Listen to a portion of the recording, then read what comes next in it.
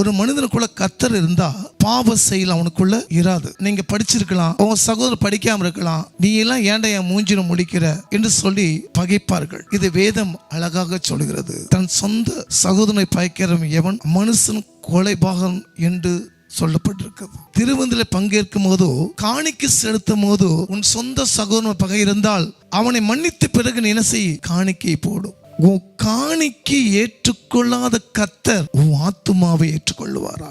எபேசியர் 4:32 பரமபிதா மன்னித்து போட ஒருவர் பாவத்தை தயவாய் மன்னிங்கள். ஆலயத்துக்குள்ள வரும்போதோ திருவிருந்தில பங்கேற்கும் போதோ தகப்பன் மேலேயோ சகோதரன் மேலேயோ எந்த பகை இருந்தாலும் மன்னித்து விட்டு உன் காணிக்கை நீ செலுத்து. அன்பு இல்லாதவன் தேவனை அறியான். இயேசு இந்த உலகத்தை ஜெயித்த காரணமே அன்புதான். அந்த அன்பு இல்லைன்னா உலகத்தை நம்ம ஜெயிக்க முடியாது. நீ கோபம் கொண்டாலும் பாவம் செய்யாது இருங்கள். சூரியன் அஸ்தமிக்கிறது உன் கோபத்தை தணிக்க கடவுது. நீ பிசாசுக்கு இடம் கொடாதபடி காத்து